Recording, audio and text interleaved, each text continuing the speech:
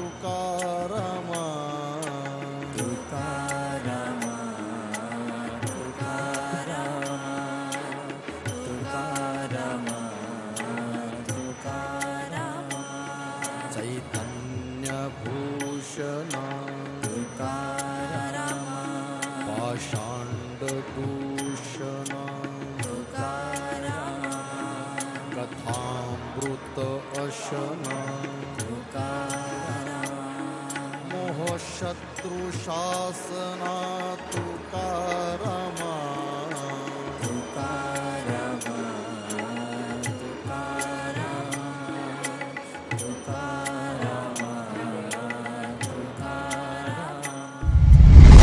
साथियों, इस समय देश अपनी आजादी का अमृत महोत्सव मना रहा है। हमें गर्व है कि हम दुनिया की प्राचीनतम जीवित सभ्यताओं में से एक है। इसका श्रेय अगर किसी को जाता है तो भारत की संत परंपरा को है, भारत के ऋषियों मनीषियों को है। भारत शाश्वत है क्योंकि भारत संतों की धरती है।